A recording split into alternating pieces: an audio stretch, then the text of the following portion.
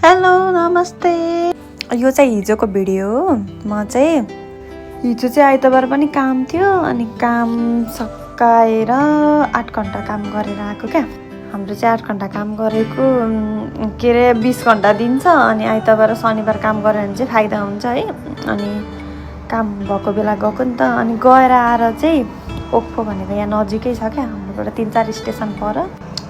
त्यहाँनिर चाहिँ अब हाम्रो नेपालीमा त पटका अनि इङ्ग्लिसमा चाहिँ लाइट फायरिङ अरे, अनि के अरे कोरियनमा चाहिँ हिंसा भन्दो रहेछ क्या। हाम्रो फान्जाङ निमले चाहिँ आऊ त्यहाँ प्रोग्राम छ नि भन्नुभएको थियो। अनि अस्ति शनिबार पानी परेर गइएन, अनि आज चाहिँ गएको क्या हामी। अनि यो चाहिँ हिजोको भिडियो, आज मात्र हाल्नु भ्याएको है। अनि हामी चाहिँ रेडी भएर हिँड्यौँ। हामी जम्मा 5 जना हो, तर रेडी भएको चाहिँ तर साथीहरू अघि पछि गरेर हामी चाहिँ अलि अगाडि ल भिडियोहरू बनाउँदै गरौँ ल भनेर। अनि हामी दुईवटा चाहिँ झरेको थियौँ, पानी पऱ्यो क्या। त्यहाँ मेरो बुक बिग्रेको, साथीहरूलाई कुर्दा कुर्दा कहिले आइपुगेनन्। मेरो कपाल बिग्रिसक्यो तर आएन, त्यही भएर मेरो मुख बिग्रेको हो। अनि हामी चाहिँ अब ल जाँदै गरौँ, आऊ ल खाना खाएर जाने भन्ने थियो बाहिरै। अनि त्यही भएर हामी चाहिँ लाग्यौँ। अनि बस चढ्नलाई जान लागेको, बाटो काट्ने ठाउँमा बाटो कुरेर अनि त्यसपछि साथीहरू पनि एकछिनबाट आइपुगेको थिएँ।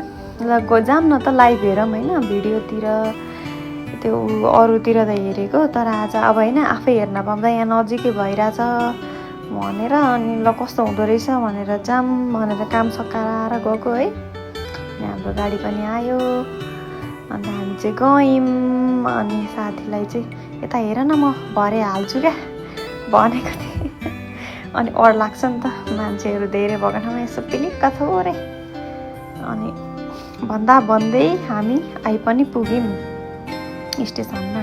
भन्दा भन्दै भात खाने ठाउँ पनि आइपुग्यौँ। हाम्रो साथीहरू भेला हुँदै आइरहेछौँ, अरू पनि आइरहेछन् धमाधम।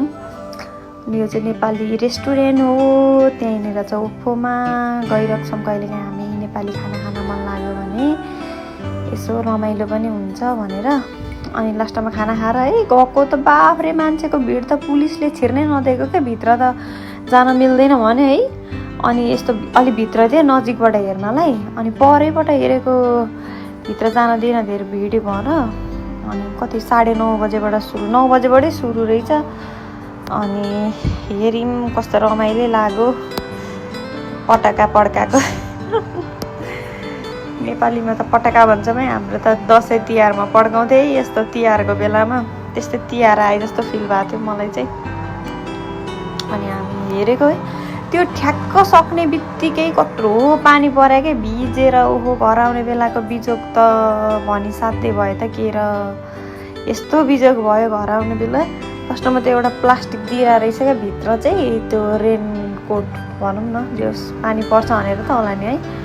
अनि त्यो दिएको रहेछ। अनि हामी त भित्र छिर्न पाएनौँ नि त, सबले एउटै खालको ओढ्या थियो भनेको त। लास्टमा त्यो भित्र स्टलहरू पनि थियो अरे, केही हेर्न पाइएन है।